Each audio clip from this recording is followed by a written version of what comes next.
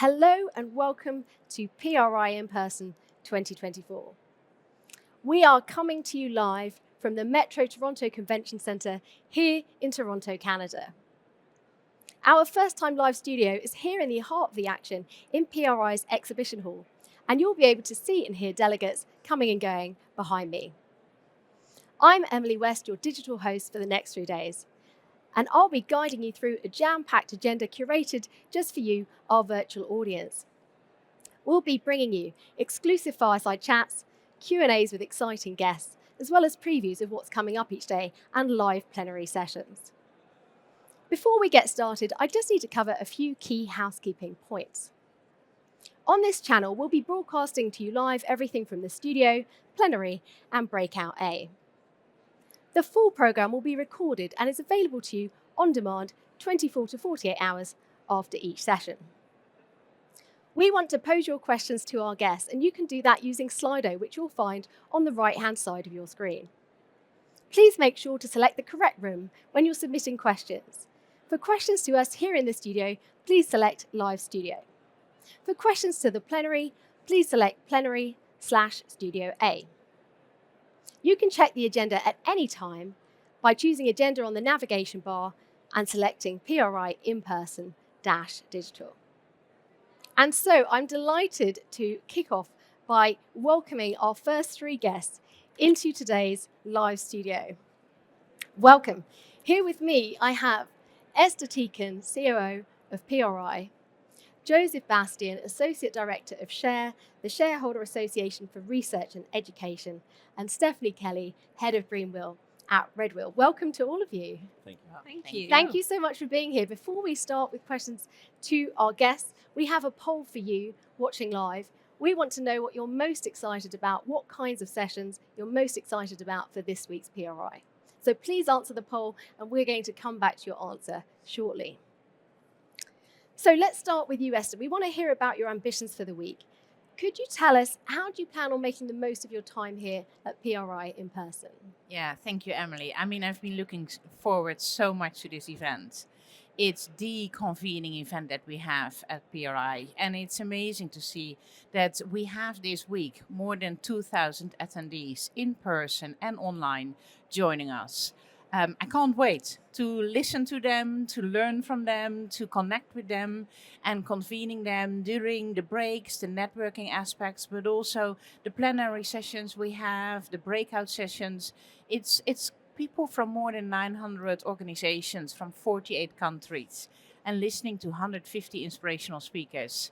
You know, I have my hands full. I think I've got so many ambitions this week to listen and to learn and to meet as many of our attendees as possible. That's fantastic. Thank you so much, Esther. Joseph, same question to you. How are you planning to make the most of being here? It's really exciting to have it in our hometown of Toronto, I think, first of all. We didn't have to travel far, but it meant that we were really able to participate in the planning and the agenda setting for PRI. So one of the unique things about this year's PRI is the amount of Indigenous content that we have throughout the agenda.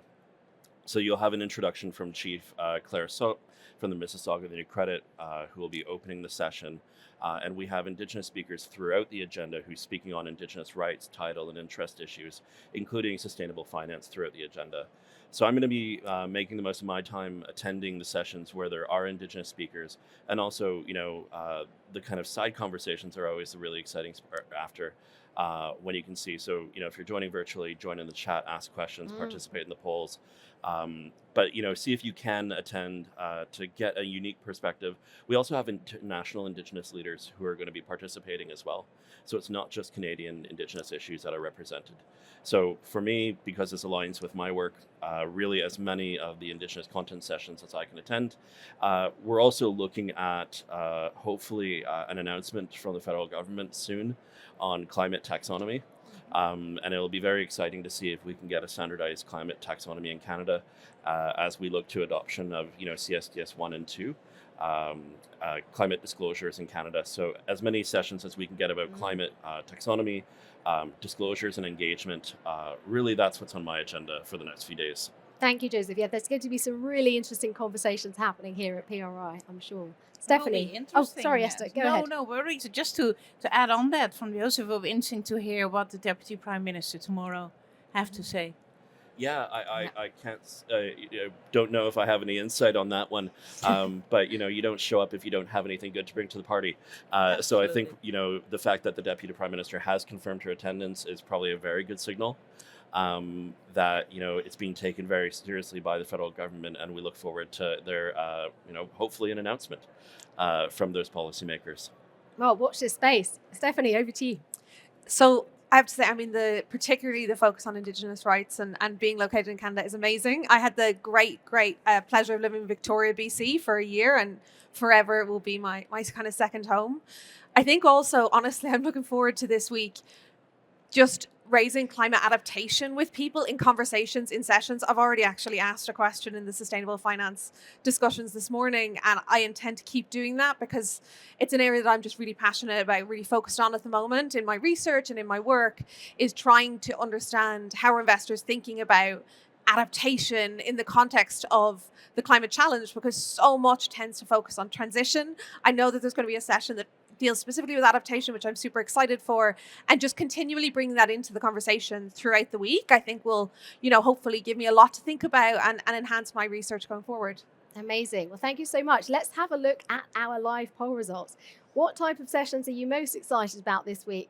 63% of our delegates say is what is needed to keep 1.5 degrees alive, which is going to be a debate that we're going to be having. And an equal number are excited for the plenaries to hear from global experts on big themes. And there will be lots of global experts speaking in plenaries. And we'll be lucky enough to have some come and join us in the studio for Q&A sessions as well. So watch this space for those. Fantastic. Thank you so much for taking part. So Stephanie, can I come back to you? What are you most looking forward to that's on the agenda for today? So, I mean, today, for me, it's the plenary on kind of just transition and the focus on emerging markets and Indigenous communities. I think that's going to be super, super interesting. We've done a lot of work on critical materials this year, and I'm keen to understand how we really start to integrate our understanding of the opportunities of the energy transition, but also in the context of the very real winners and losers that can come about, and the crucial opportunity of involving Indigenous communities who know the lands so well, which is something I'm sure just can speak much more to. And then also super excited for the awards this evening. We're really lucky that Greenwheel was shortlisted for a Human Rights in Action award, which in and of itself was amazing. So looking forward to those awards as well. That's very exciting. Fingers crossed for you. Joseph, how about you? What's on the agenda today that you're particularly interested in? Yeah, this is the first time we've ever had the national chief, Cindy Woodhouse, address an audience of international investors and really bring her messaging on economic reconciliation to an international market. It's not a question of if Indigenous people are, into investing in economic development in Canada. It's a big question of how. How do we ensure equitable, responsible, and sustainable investment that respects Indigenous rights, title, and interests, and prioritizes the inclusion of Indigenous people? So I think that's the message you'll probably hear from the national chief today. I would say I'm excited for my panels till tomorrow morning. But learning and hearing more about the Just Transition panel, which does again also have a massive impact on Indigenous communities, some which are going to be impacted as we transition towards a low, no carbon economy, hopefully, on two ends. One, there are Indigenous communities that have an economic interest in a carbon intensive economies who will be impacted by a transition out. The others, as we move to reliance on critical minerals, whose traditional territories will be impacted by the development of low, no carbon technologies. So really, interested to hear how the panelists are considering Indigenous rights, title, and interest in their consideration of just transition and just economy, and investing those monies, but ensuring Indigenous voices are at the center of those conversations as well. Yeah, amazing. Esther, same question to you. Yeah, no, I mean, of course, the before we have the reception tonight, the awards. It's so great to have Stephanie here, as the awards had been on a break, so we didn't have the event last year, but it's back this year. We had more than 180 submissions, and so it's really exciting to see 5 awards going to be handed out tonight.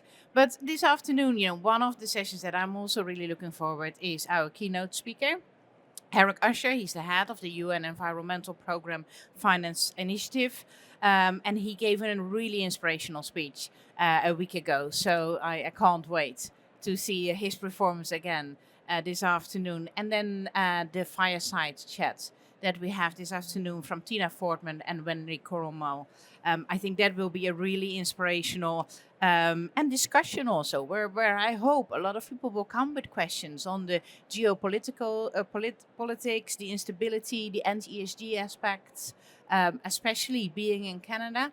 And to discuss this here is I think really something to look forward to. And I really hope that everybody online and face to face will be there to attend and bring forward their opinions and their questions. That's an amazing reminder. We will be bringing you that discussion, but not just that. Tina and Wendy will actually join us in the studio later today and be able to answer your questions. So we really do want you to bring your questions, and you can submit them for those sessions on Slido. Just to wrap up, we've mentioned a couple of speakers already. We've got the Deputy Prime Minister joining. You mentioned a speaker. Any other particular speakers that you think people who are attending PRI should look out for while they're here? Oh, great question. I would go for Sol Mamakwa. So Sol Mamakwa is a member of provincial parliament from Ontario, noted for being the first Ojibwe speaker who actually spoke Ojibwe on the floor of the legislature. Sol Mamakwa's constituency in northwestern Ontario is where the Ring of Fire is. It's a massive chromite deposit worth billions of dollars right in the heart of their Indigenous territories. And it's part of a really central discussion in Canada about, chromite being a critical mineral in the path to net zero. The extraction of this mineral would be absolutely, quite frankly, devastating to their environment, and the remediation would be quite difficult. So when we talk about concepts of Indigenous rights, title and interest, free, prior, and informed consent, Sol Mamakwa, as representative of both as a member of the Legislative Assembly and an Indigenous person from this territory, is going to be speaking about not just the political and policy impacts of these decisions from a legislative, legal, regulatory side, but also as an impacted community member, whose family members and friends and community can trace their time to that land immemorial. So I think he has a really important perspective, bridging the community perspective as well as the policymaker perspective on how do we support Indigenous self-determination while at the same time supporting economic development and green transition and attracting international investment and dealing with the concerns of international investors as well. So I think he'll be a really great advocate for tying together those various themes, and is probably the first perspective of that kind we've ever seen on a PRI agenda. Fantastic. Anyone else got any suggestions? I have to give a shout out to the academic part of the conference. Obviously, I'm going to nerd out so hard to all these different research pieces. But I do believe Tom Gosling in particular, their research just recently won the PRI award, and really, really interested to get to talk to him and hear from him around the work that they've been doing. I think some of that really connecting academic rigor to practical reality. I think that kind of empirical pragmatism is going to be really high value add for me intellectually. And then also it's always great to hear Mark Carney speak. I think he's a really great speaker, and a Canadian who spent a lot of time in the UK where I'm based. So interested to see kind of what he brings this time around.